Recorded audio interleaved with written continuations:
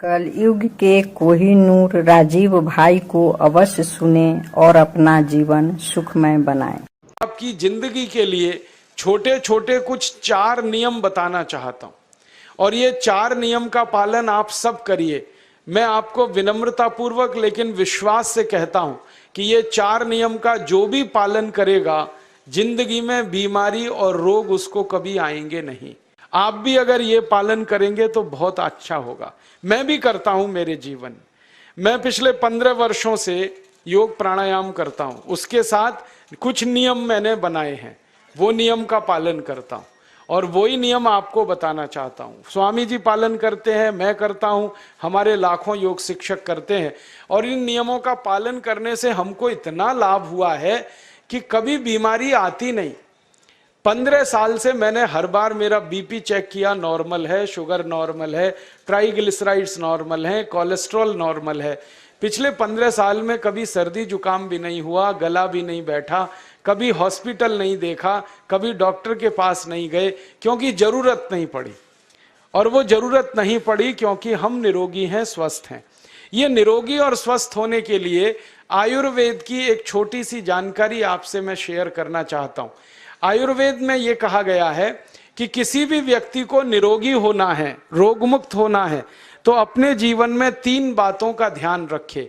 अपना वात, पित्त और कफ तीनों का संतुलन रखे। वो 3 तरह के दोष हैं हमारे शरीर में, वात, पित्त, कफ। आपने सुना होगा ये त्रिदोष आधारित शरीर है। जब वात बहुत बिगड़ जाता है तो 80 से ज्यादा रोग आते हैं।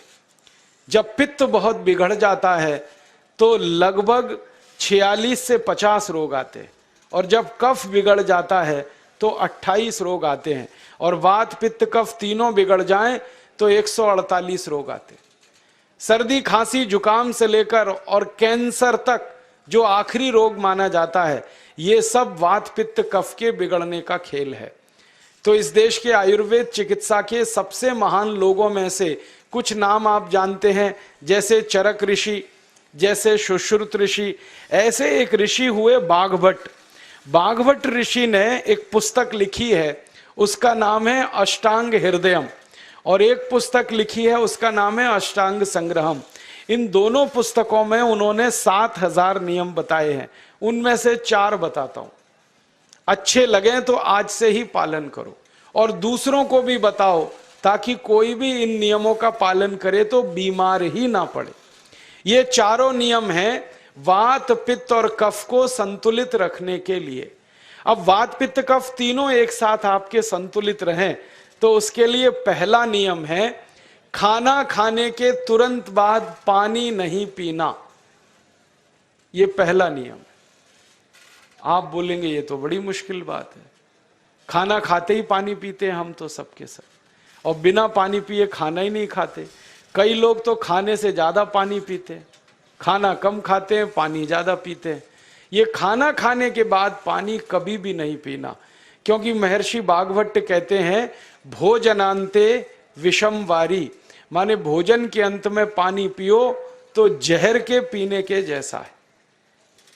इसलिए वो कहते हैं कभी भी खाने के तुरंत बाद पानी मत पियो। अब आप मुझे पूछोगे क्यों नहीं पिए, कारण बता दो। कारण मैं बताना चाहता हूं सरल भाषा में। हम जब खाना, पेट में सारा खाना इकट्ठा होता है, पेट में एक स्थान होता है, उसको हम कहते हैं जठर। संस्कृत में, हिंदी में जठर कहते हैं, अंग्रेजी में उसको एपिगैस्ट्रियम कहते हैं, हिंदी में कुछ लोग उसको आमाशय भी कहते हैं। ये जठर छोटा सा स्थान है। आपके पेट में नाभि है ना, उसके लेफ्ट साइड में बाईं तरफ छोटा सा स्थान है। सारा खाना आपका इसी स्थान पर आता है। जो भी आप खाते हो, रोटी, चावल, दाल, सब्जी, दूध, दही, कुछ भी खाओ, सब कुछ जठर में आता है। अब जठर में जैसे ही खाना इकट्ठा होता है तो उसमें आग जलती और उस आग को कहते हैं जठर अग्नि, मिला के बोल देते हैं जठराग्नि। आप जैसे ही खाना खाते हो पेट में, जठर में अग्नि जलती है, वो अग्नि खाने को पचाती है। और अग्नि खाने को ऐसे ही पचाती है जैसे रसोई घर की अग्नि खाने को पकाती है। आपके रसोई घर में आप अग्नि जलाओ, उसके ऊपर दूध रख दो, दूध में थोड़ा चावल डाल दो, अग्नि जब तक जलती रहेगी खीर तब तक बनती रहेगी। आप घर में अग्नि जलाओ, उसके ऊपर पानी रख दो, उसमें दाल डाल दो, दाल की पकने की क्रिया तब तक चलेगी जब तक अग्नि जलेगी। ऐसे ही पेट में होता है, जैसे ही आपने खाना खाया पेट में अग्नि जलती है, और जब तक अग्नि जलती है तो खाने के पचने की क्रिया चलती है। जैसे रसोई घर में खाना पकाते हैं वैसे ही पेट में भी खाना पकता है, इसी को हम पचने की क्रिया कहते हैं, अंग्रेजी में उसको डाइजेशन कह देते हैं। तो आपने खाना खाया, पेट में अग्नि जल गई, अब वो खाने को हजम करेगी, पचाएगी। अब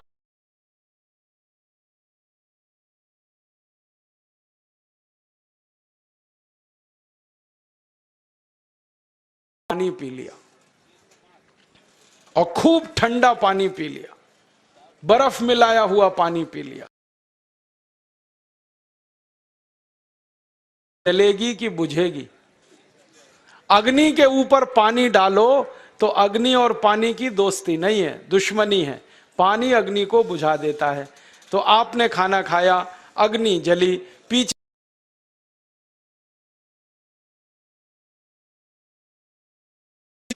तो वो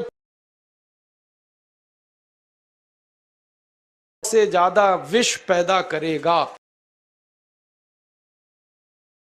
बना देंगे और जिंदगी भर